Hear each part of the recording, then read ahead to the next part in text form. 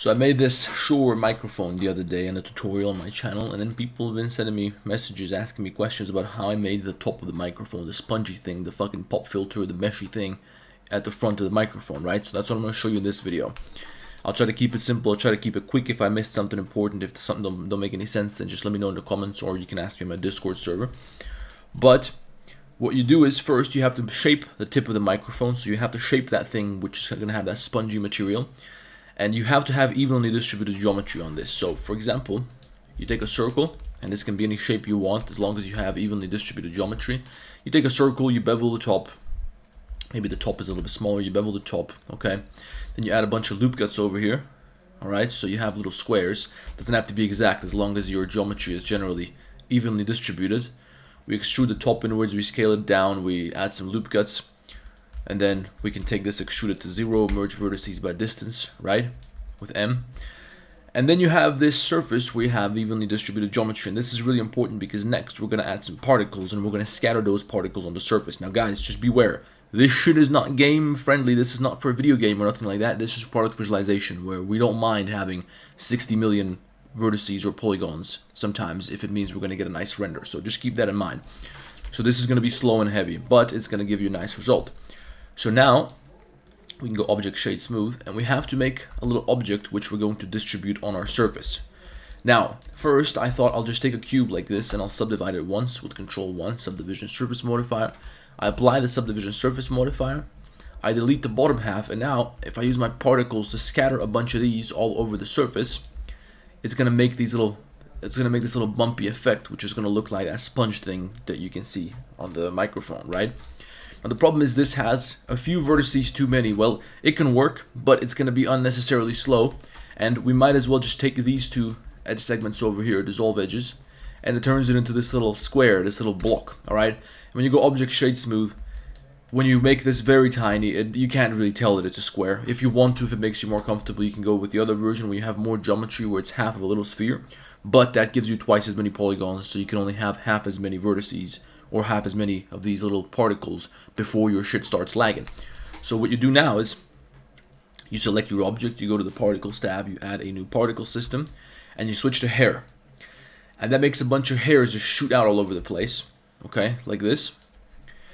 And you also want to check advanced. Let's make these a little bit shorter. Well, we don't have to because we're going to replace them with objects, but you can see now we have a bunch of hairs scattered all over the surface. So we go down here to render in the bottom here, and you change this from render as path, because right now we got paths, we got curves instead of the hairs, or for the hairs. You change that to the object, and you can choose whatever object you want. We're going to choose this little fucking thing, right? So of course we don't want it to be this tiny, we want it to be a little bit bigger, so we're going to change the scale to, I don't know, whatever seems reasonable. This is still quite big. And we also have to rotate this so that they're all facing up from the surface underneath. Now this is a little bit clunky, I don't know if there's an easier way to do this. So I'll just take my 3D cursor, place it at the origin point, and I'll rotate this around something where they're pointing upwards. They're pointing up from the surface, right? You gotta play around with this. There's some buttons in the particle settings which allow you to adjust it so that it aligns with the world, but it doesn't work properly for me, so I just do it manually. Fuck it, who cares? It's 10 extra seconds. And basically the idea is now you're gonna scatter this with a whole bunch of these, okay? How many? You're gonna need hundreds of thousands if you want this to look right, okay? And you can play around with these things down here, okay? So if you go down here, if you click on advanced, if you go down to source, you can play around with whether you want to emit this from the faces, or you want to emit this from the volume, which is going to place them on the inside, or you want to place it on the vertices. You probably want to use faces. I check my random order, even distribution, and then if you just crank this shit way up, so for example you set it to 100,000, alright? Not whatever that little line is, we want 100,000 instances, alright? Then you got a whole bunch of them all over the place, and you can see now it's nicely populated with these little bumps. Now of course you want these to be smaller, and you probably want more of them. On my microphone, which you guys saw, I had something like 300,000 or 350,000 instances. And the other thing you want to keep in mind is that you want to have a little bit of color variation, right? So now this is white. You're going to add a new material here, and you can make this black. Let's say we're going to make this one completely black. And whether you want to make it a little bit metallic or not, it's up to you what looks best in the end. But now you're going to duplicate this little instance, okay? And by the way, I don't want to look at this shit because it's slowing down my scene. So I'm going to go up here and I'm going to disable it in my viewport in the particle settings. But you're going to duplicate this thing, right? And now, down here in the particles for this object, let's also change the color on this before we do anything else. Duplicate the material and then change that material to whatever. Let's just say it's going to be a little bit red, just for the sake of this demonstration. You go to your particles back on this microphone, you add a new particle system, you load in the original one, and you duplicate that shit. Okay, so we copy the settings from the previous one, and then we copy them, so now we can change them. So now we got the same thing going on, except we want to target a different object. So instead of targeting the object which we have here before, I don't know why I removed all of them, but yeah, because we can't see this one, but now we remove the object, and we're going to target the red one. Now we got the red ones, okay, but now the problem is that they're covering the same areas, so they're in the same places, these two variations.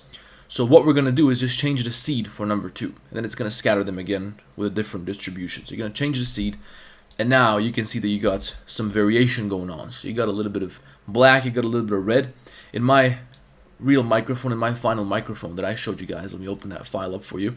I had 3 different variations. They were all almost completely black, but not quite. One of them was probably completely black. See the value here? On this one, it's completely black. This one is a little bit lighter, so 0.005 value. And this one is 0.003.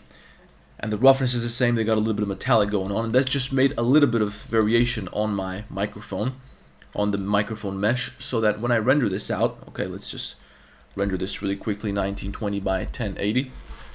When I render this out, of course, they're not visible in my viewport because I don't want this shit to make my scene lag, but I have 3 variations, 3 different colors, and when you render those out, now, after you give it a couple of seconds to fucking render, you can see you got these little dots. Now, is it perfect? It's not perfect. You gotta play around with this a little bit, so I'm probably gonna still make this a little bit darker before I upload this from my portfolio. I'm gonna put in some more work, maybe place some more different variations, some kind of hairs or dust particles or something like that.